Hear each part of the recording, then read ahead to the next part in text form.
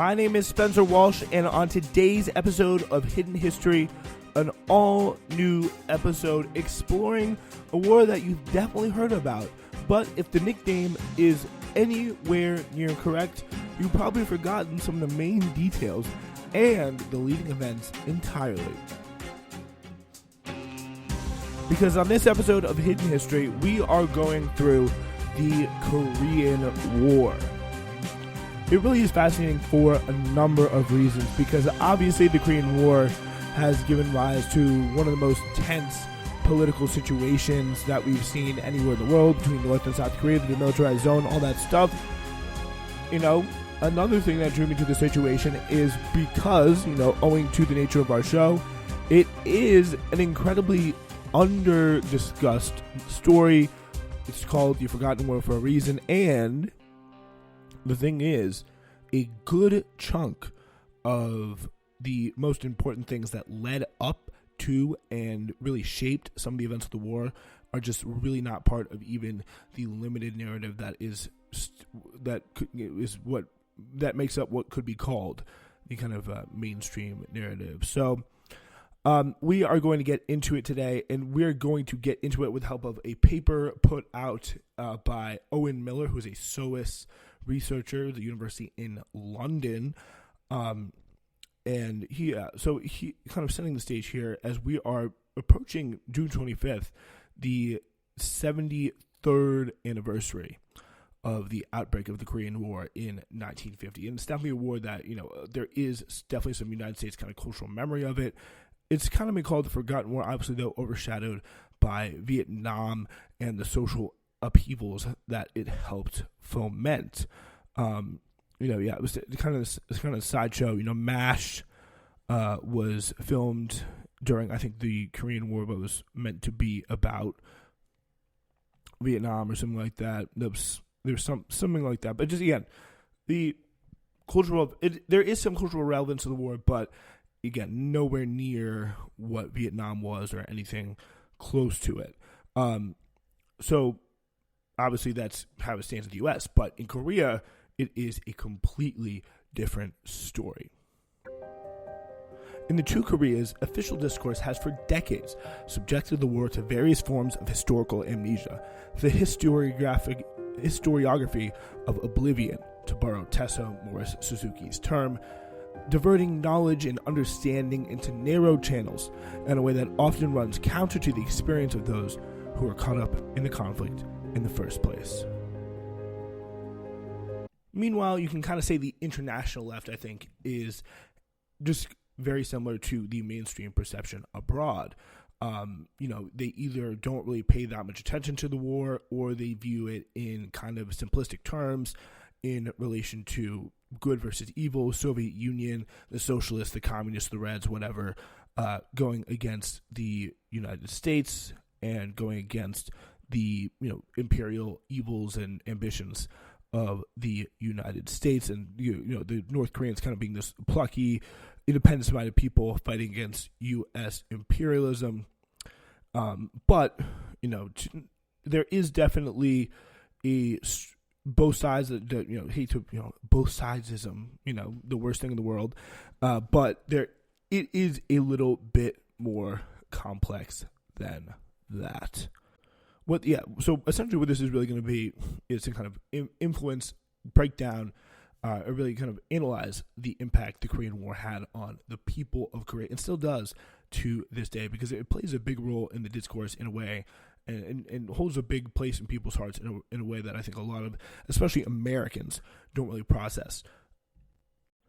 The first thing we need to keep in mind here is civilians. It killed the Korean War as many combatants as it did non-combatants, around 2 million, according to various estimates. So it's just a really, really brutal war, leaving millions in refugees, hundreds of thousands of Korean families divided until the present day, obviously with the North-South divide, because the 30th parallel was, again, an arbitrary line. I don't know what I'm saying again. This is the first time I've said it in this podcast, or I think ever on the Spencer Walsh Radio Network, but the 38th parallel that divides North Korea was kind of this arbitrary line that was set up in the wake of World War II, when they were looking towards how to divide conquered, liberated Korea between the Soviet Union and the United States. This was, these diplomats kind of sitting there, after dinner and being like, oh, where shall we put this line of division? How about the 38th parallel? And, that is kind of a very arbitrary division that really has stuck, obviously, till this day. It really has been a devastating war that continues to shape Korean culture, obviously, both in the North and the South. And you can kind of divide it, at least according to this paper here, into three overlapping phases. The anti-communist politicides during the lead up to the war and some of the mobile front lines and the really successive occupations of the first 8 months, and the aerial bombing of North Korea that lasted until the armistice back in 1953. And really, that was when the kind of overwhelming. We talked about this, in the last show with Guatemala. The theme being, in such a big way, that the overwhelming might of the U.S. military, the military economy that we've built up in the wake of World War II, would just be indestructible, unstoppable. And it wasn't really even worth fighting against. The Koreans put up a pretty valuable effort, but they were really, and the Chinese, but they were really impacted in just psychologically and obviously materially by the bombardment, the continued bombardment, which I believe was also greater than World War II that we saw for the U.S. drop bombs on North Korea. Observers tried to note the civilian toll as best they could through some of the kind of enforced Western media blackouts. One of them was Australia's Wilfred Burchett, and another one was Britain's Alan Whittington. But again, both of them had their passports stripped by their respective governments. Civilian massacres were pretty well known, so well known, at least, that, I don't know. Pablo Picasso, he's obviously a pretty famous communist. He painted his famous War in Korea, or Massacre in Korea, depicting women and children being shot by unspecified anti-communist forces. He was a pretty well-known, pretty committed communist, so he may have been, not exactly representative of the broader uptake on this, but it definitely was a problem. But not a problem that really would kind of provoke the same kind of public outcry that we saw in Vietnam. And it really took about 20 years for this to really sink into people's psyches, and to really, not even everyone's psyche. It's still not part of, as we said, the kind of cultural imagination of the just general broad understanding of the Korean War. Like, people do not know that some of this stuff was going on, but just this massive civilian toll. And, even pre-World War, even pre-Korean War, we have the Civil War that really was going on, essentially. A lot of people may call it that, this just constant battles between government forces and just any sort of, like, left-wing troops trying to fighting back against what was a military dictatorship of Syngman Rhee.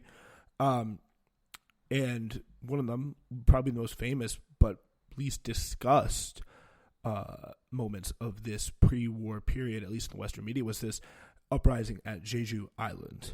There was this really brutal attack, like secret police, government forces just cracking down on some of the left-wing, parties, left-wing forces, just anyone, maybe even just looking funny at a teachers union or any union of any kind, or any kind of communist party meeting or left-wing group of any kind. Most of those had kind of been disbanded by this point, just around a year or so before the outbreak of war. The really big kind of still burgeoning hotspot was of Jeju Island. The American military, which now established temporary rule over South Korea, even allowed islanders to administer their own affairs and gave them its wholehearted support. They originally described Jeju Island to the U.S. Congress as a truly communal area that is peacefully controlled without much calm intern influence. So that was early. Even as early as 1947, the South Korean president even offered a permanent naval base on Jeju Island, but that was obviously rejected. But here's a really good kind of excerpt from the New York Times article in 2019 about this. The soldiers descended upon the village, torching its homes and corralling residents into a schoolyard. After, this kind of left-wing hotspot in South Korea, after screening out relatives of military members and the police from the gathering crowds, the soldiers divided those remaining, men, women, and children, into groups of 30 to 50 and dragged them away. When the shootings were over in Bukchon, South Korea, 300 bodies clad in traditional white clothes were strewn across a nearby farm patch and rocky pine grove, looking like so many freshly pulled radishes, as survivors of the attack on January 17th, 1949 described it. 70 years later, a tour group arrived at Bukchon to look solemnly at the small graves of the infants killed that day. After decades of a strictly enforced silence, Jeju Island, where this and many similar atrocities took place, is now inviting visitors to learn firsthand about one of the ugliest chapters in modern Korean history. And that chapter was, again, suppressed not by just the Koreans, but the government, who essentially made up a large part of the Korean GDP through foreign aid, the United States. And, I should clarify, the South Korean GDP through foreign aid, which would be the United States. So we have this Jeju Island campaign and a brutal kind of counterinsurgency campaign backed by the U.S. A post-war Truth and Reconciliation Commission in the early 2000s revealed that the suppression of the communist-led rebellion caused the deaths of at least 30,000 islanders and involved the use of scorched earth tactics, a precursor to the strategic Hamlet approach to counterinsurgency that was employed by the U.S. Army in Vietnam. Next, for Syngman Rhee, the South Korean military dictator, it was back to some of the old tactics of the Japanese. Rhee and his U.S.-sponsored government embarked on a plan to get rid of all communists via conversion, whereby authorities forced swaths of the population to join this quote-unquote National Guidance League, essentially kind of a re-education program to convert. When the war began between North and South, agents of the South Korean regime rounded up members of the League along with many thousands of political prisoners and proceeded to massacre them and bury them in mass graves. The National Guidance League. And again, I do encourage you to kind of look into all this stuff, fact check it maybe as I'm going along, because again, it's going to probably be pretty shocking to you to listen to. You may be sitting here going, what is this guy talking about? Like, this is not really reflective of what I've learned. Go into it, look into it. Make sure you are cognizant of, what sources. I was researching this and came across, a source of Voice of America. Sounds pretty reputable, but is a CIA, or not CIA, but a U.S. government-backed, U.S. government-owned, run, and operated media network. But to this day, mass graves are still being excavated around the country by just various private organizations or kind of local administrations, but no national government backing, which is pretty remarkable. This is the kind of counterinsurgency phase, this first phase here, that featured ad hoc civilian massacres, premeditated mass killings of political prisoners, claiming the lives of hundreds of thousands of people on a scale to rival even the Indonesian anti-communist genocide of 1965 to 66, which, by the way, stay tuned. The next tour of the Korean War came during the first 8 months of fighting as the front lines shifted rapidly up and down the peninsula, sweeping waves of refugees before them, with the southern capital, Seoul, changing hands on 4 occasions. As you are familiar at all with any kind of history of the South Korean War, or the Korean War in general, you'd see the Koreans push hard over the kind of a 30th parallel originally through kind of guerrilla fighting tactics. The United States would kind of get resupplied and push very far back. The Chinese would join again, push far back down south, push the Americans down into the southern corner. And then, obviously, the Americans back, especially, again, supplied back through air power, through kind of just, again, superior weaponry and just military technology, were able to even things up, kind of leading to the armistice that we have today. And all this, discord and turn here, really, frankly, obviously, no surprise, shouldn't be surprised to anyone, caused a lot of people to become refugees. When North Korean forces occupied much of southern Korea in the summer of 1950, there were many reprisals against those who had aided Ri's government. But after the U.S. and South Korean soldiers retook those areas in autumn of 1950 and again in the spring of 1951, the forces of the Ri government also pursued brutal retribution against anyone deemed to have collaborated with the occupation by the Korean People's Army. So kind of very much a back and forth type situation where, again, who's the biggest loser? The Korean people. During this time, there was obviously a huge churn of domestic migration. We know the numbers for the South. It was about 500,000 refugees from the North that ended up going to the South, and an unknown number making the reverse journey.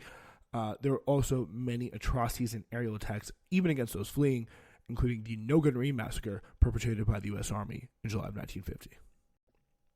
The Zin Project describes here, on July 26, 1950, the U.S. 8th Army, the highest level of command in South Korea, ordered that all Korean civilians traveling and moving around the country must be stopped. It was declared that no refugees will be permitted to cross battle lines at any time. Movement of all Koreans in groups will cease immediately. The army stated that it was fearful of North Korean guerrilla troops disguising themselves as peasants. One day later, U.S. soldiers had arrested hundreds of civilians from villages in the nearby town of Yeongdong in Central Korea. Apologize for any pronunciation butchers. And ordered them along the south, along the main road, as a North Korean invasion force pushed towards the area. Then the civilians approached a railroad bridge near the village. Members of the 7th Cavalry Regiment dug in near No Gun Ri, and only 3 days into their time at the war front, opened fire on the civilians. One veteran recalls being instructed, fire on everything, kill them all.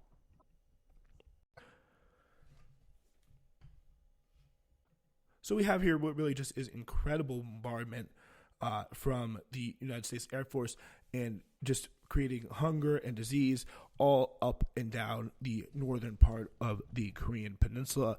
And this targeted not just military bases, but a lot of civilian infrastructure and civilians themselves.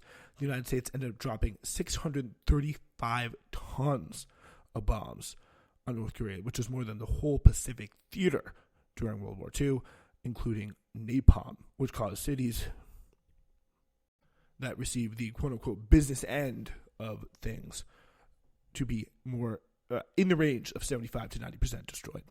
And it ended up killing about 1.5 million civilians.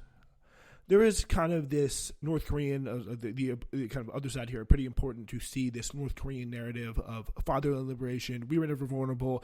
We were never really, we were under attack, but because of the dear leader and, kind of getting rid of all our vulnerabilities and making them not exist when they, clearly did exist and would be, probably, I would argue more politically beneficial, just internally to tell and to acknowledge to your people. I think that would be quite clear and quite an interesting thing to say and highlight. But they really don't emphasize their vulnerability to aerial bombardment. Of course, they would be vulnerable to aerial bombardment. I don't get why, again, in my opinion, almost a bit of a political mistake there to just not really realize what they were, what they're up against in the position that they were in, and not communicate that to their people. The experience, though, still, even though it was kind of papered over by some of this Korean propaganda, North Korean propaganda, scarred people deeply. The deeply traumatic, socially damaging legacy of this war for the Korean people has echoed through multiple generations. As vividly depicted in the 2007 documentary Grandmother's Flower, it showed hatred, mistrust, and deep enmities within rural communities that were still festering in the 21st century. Families afflicted by problems of mental health, alcoholism, and domestic abuse that resulted from the trauma of the war itself, and from the imperative to hide one's past in post-war South Korea for fear of being tainted with communism. The national security law, which was the law used by the military dictator, the U.S.-backed Syngman Rhee, to arrest his political opponents, is still in effect and being prosecuted till this very day. The war has cast a long political shadow, too. It really did enforce the authoritarian state machinery in both the North and South, and kind of, again, obviously two extreme ends of the political spectacle, with this really hyper-capitalist South Korea and hyper-communist, just desolate North Korea, and hyper-exploitative South Korea. and really a broken peninsula, literally broken in half. And this really created the DMZ was put up, the narratives were built, and the victims' narratives were the ones that were left out. In today's day and age, the North is still a garrison state, where young men give their decade of their lives to the People's Army, and war rhetoric is a constant feature in everyday life. On the other hand, while South Koreans did fight for and win formal democracy in the late 1980s, their society cannot escape completely from the anti-communist straitjacket of the Cold War. The result has been a deeply embedded militarism that continues to shape much of the society today, as well as heavily gendered social norms accompanying the culture.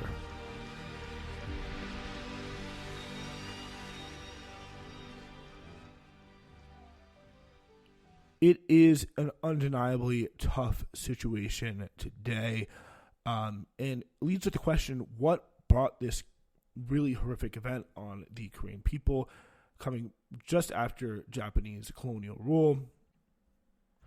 Well, after the quote-unquote, not quote-unquote, but the liberation of South Korea from the the Korean Peninsula in general from the Japanese, was divided up into the Soviet sector and the American kind of Western sector. The theory and the explanation of the South Koreans and the Americans is that they had to be in there to stop the communization of the entire peninsula by Moscow. One historian who published a kind of dissenting view, to say the least, was Bruce Cummings in the 1980s with his book, The Origins of the Korean War.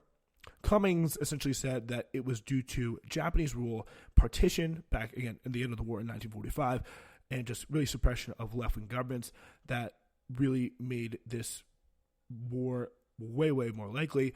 The U.S. historian did say that it made more sense as a civil war, a kind of post-colonial revolutionary war to try and determine the status of what would be kind of an independent post-colonial Korean peninsula as a state and what that would look like. However, U.S. intervention in the conflict left that question unresolved. Since the opening of the Soviet archives in the 1990s, we've learned a lot more about the dynamics between the two, especially on the North Korean side, and we really do get to see in quite an interesting way how North Korea was very interested in unification, and so Soviet Union supported them with that, and how the United States responded, which was not really that positively. And, of course, the historical debate appears to hinge on whether the war was primarily a civil war on international conflict, between competing blocs. And probably at its heart, it was a civil war, but when it comes down to it, broader interests played a pretty big role as well. Because, it's hard, you can't say that the Chinese and the Soviets on one side and the United States on the other did not play, and the quote unquote UN forces didn't play a big role in the outcome of the war, to be sure. The understanding of the Korean War's revolutionary aspect developed by Bruce Cummings relies on a premise of asymmetrical political development. According to this perspective, while the United States and its Korean proxy crushed burgeoning popular movements in the South between 1945 and 49, the political context in the North allowed the social revolutionary impulses much greater play, making the construction of an authentically post-colonial state possible. However, this overlooks some pretty crucial facts. And a lot of that centers around some of the Soviet influence getting in the way of what could be a pretty homegrown, and relatively nationalistic shudder, for the Soviets, Korean leftist state. They crushed some independent actions by Korean workers and really got rid of a style of popular dissent, and they created the classic Soviet apparatus of control, choosing leaders, lack of freedom of speech, et cetera, et cetera. We had some of the people's committees after the fall of Japan, especially, that kind of sprung up. We did begin to see these massive social movements that were all kind of co-opted by the WPK, the Workers' Party of Korea, which ultimately was answerable to the Soviet occupation authorities. Land reforms and nationalization of industry in 1946 established the basis for efficient capital accumulation under the control of the emerging Soviet-style state, while the mass organizations, including the WPK itself, quickly became tools for control of the population rather than channels for revolutionary self-organization. And, it was a Korean populace being governed by a, let's be real, foreign imperialistic force. As we spent much of the first part of this episode kind of criticizing the Americans, they were I would certainly posit they were a fair bit more violent and a fair bit more, heavy on the ammo, so to speak, and killed a lot more people, which, is something that should definitely be taken into account. The Soviets really kind of strangled a lot of the early infrastructure of the North Korean state through some of their actions here. In the post-World War II period, there were other countries that suffered pretty horrifically through the process of decolonization, but none quite like this really drastic struggle between two halves of one peninsula. And the thing with Korea was, not only did they have to fight to figure out what they would be between themselves, but proxies came in and made everything more dramatic. The two global hegemons, U.S., Soviet Union, governing their empires through, obviously, these proxies, and it was a pretty decisive moment, the Korean War, in the transition to a system that dominated the world or a political economy, so to speak, that dominated the Cold War until the end of the 80s. It's important to close with the realities of today.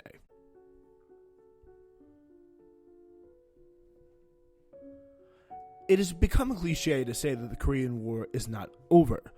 Over the course of the fighting, finished really a long time ago, as we know, in a number of fundamental ways, the war's unfinished business is obviously still a part of daily experience for millions of Koreans on both sides of the DMZ. The lack of closure means that the Cold War is preserved on the peninsula. All the surrounding powers, China, Russia, and the US, prefer it that way because a real resolution would just prove too costly for them, and the major geopolitical upheaval would just not be to their advantage. As we look back on the Korean War many years later, it would kind of be tragic for today's left to once again fall into the Cold War logic of choosing sides between two sets of imperialist proxies. Now, we should be clear, and I really don't think there is any kind of major imperialist leftist kind of force in the way the Soviet Union kind of was back then.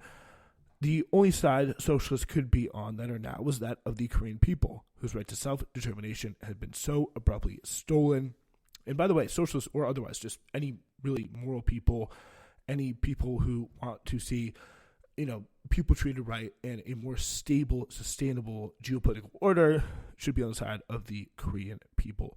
The call made already in the summer of 1950 by the anti-Stalinist left, and, I think one of the few groups of people that kind of did get it, quote unquote, right at the time and really did kind of not lean towards a single specific side of any sort, would be that group, would really to be let the Korean people deciding their own future. And that, as we see, there is one imperialist power that is no longer with us in the Soviet Union today, would be reunification. And that, the main people who stand in the way of that are probably going to be the South Koreans and the United States, although we did see, very notably, of all people, Donald Trump stand and try and push that in a different way. There are, as we said before, kind of a hyper-exploited and a hyper-deprived people on both sides of the 38th parallel. And what is going to be the political force to bring them together? Honestly, I don't see, it's obviously an incredibly long-off force, and it would be a crazy, earth-shattering thing to even possibly happen. But unification, self-determination with the Korean people, to me, seems to be the only way forward. And on that note, we'll see you next Friday. It's in history.